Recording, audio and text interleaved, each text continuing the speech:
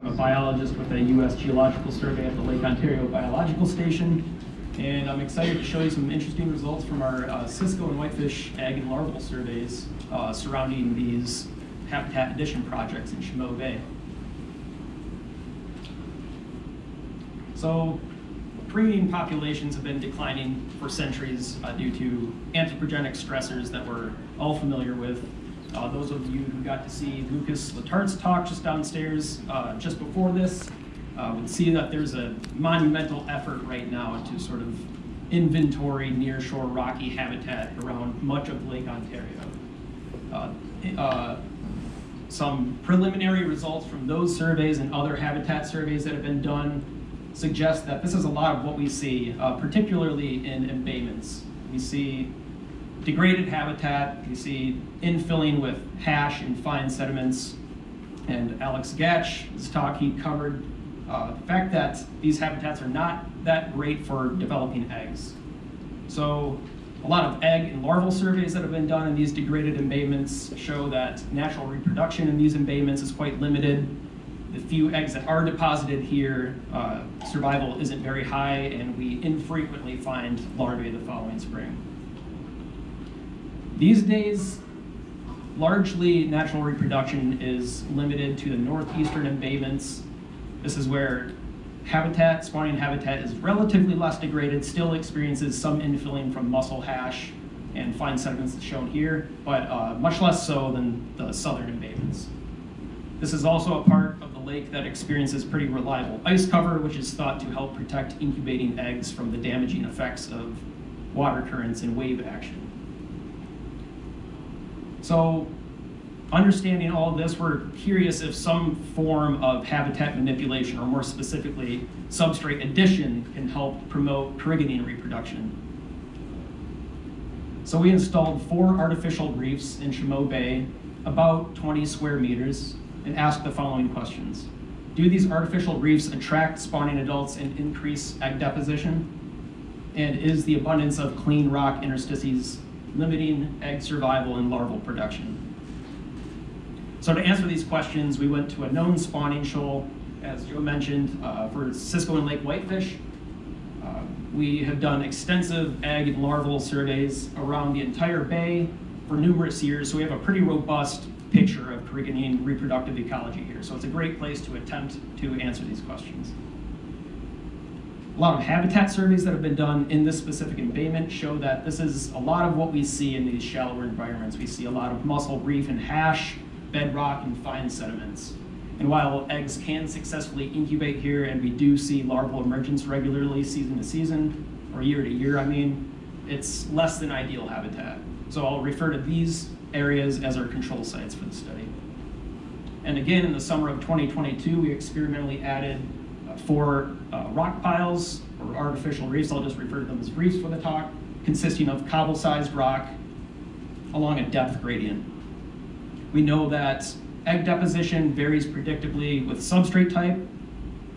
Cisco and lake whitefish like to target harder substrates with interstices.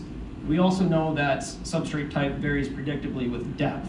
So this study's design will allow us to sort of disentangle the relative effects of substrate type and depth on egg deposition and larval emergence. So to give you a quick overview of how we sampled these things, Cisco and whitefish aggregate around these shoals in the early winter, late fall. They spawn, and we have these egg traps that allow us to get an estimate of egg density across different substrate types, including on the reefs. And then fast forward to the spring when eggs are hatching and larvae are emerging, we have emergence traps that allow us to determine the density of larvae emerging from different substrate types. So we tracked both of these things. We looked at both egg deposition and larval emergence for a few seasons, both before and after these substrate additions.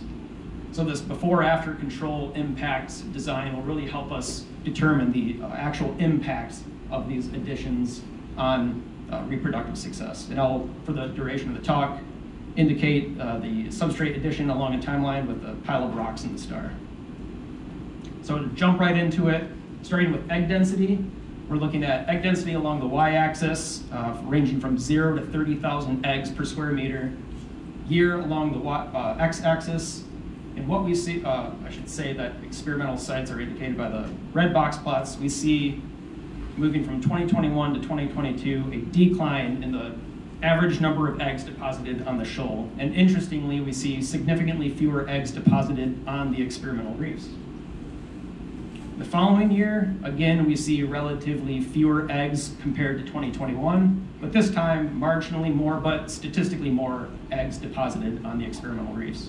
This is an interesting pattern. It's actually been shown in a few different species in these reef addition projects where there seems to be some duration of reef avoidance, followed by subsequent increase in use in these reefs as spawning sites. There could be visual or olfactory cues at play here. We're not totally sure. We're looking forward to learning more about it as these monitoring efforts continue.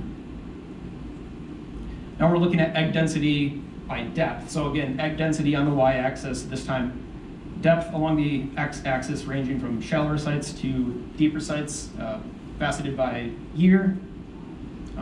So for 2022, not a strong relationship, perhaps a mild preference for moderate depth sites around 4 to 5 meters. What I really want to point out here is the shift to a really strong preference for these shallower sites in the experimental sites. And if I just want to zoom into only 2023, looking at the experimental reefs, if we separate them out by reef, we see two things. First of all, we see more eggs being deposited on the two shallower reefs up here, and more eggs deposited on the shallower parts of each reef. So this is suggesting something about their spawning behavior. They seem to be targeting shallower areas regardless of where these reefs are along this depth gradient. Interestingly, we also found more eggs on the shallowest parts of these deeper reefs than the deepest parts of these shallow reefs. Additionally, it seems that they are simply spawning right over top of the reefs, as these are, again, as Joe said, just piles of rock, and the eggs, or the traps that caught the most eggs, were just sitting right on top of these piles, essentially. So to recap egg data, there seems to be reef avoidance the first year, followed by a subsequent increase in use of the reef. I only have 1 year of data to support that conclusion right now, so stay tuned. I'm curious to see what this winter is going to look like. And more eggs are deposited on shallower reefs and on top of those reefs. Again, depth is an important variable here, and we're going to learn more as we step into more formal analyses. I just want to say that if we were going to consider using habitat manipulation or reef addition as a management tool, we need to think about how these reefs are maturing and changing over time, such as what does the rate of infilling look like, or what does the colonization of Cladophora look like by depth. So just something to consider moving forward. Now shifting gears to the following spring, again, when eggs are hatching, larvae are emerging, we're going to be looking at two plots, both before and after substrate addition. I just briefly overlaid the beautiful sonar imagery that Joe provided for this talk, just to give you a quick idea of where we are. I use these dash red circles to indicate the position of the reefs. What we see before substrate addition, perhaps some larval emergence occurring shallow, but generally if we exclude some of these, I want to call them outliers, there's not a huge difference between control and experimental sites. Now, if there's one figure I want to sort of burn into your memory and have you take away from this talk, it's going to be this next one. And this is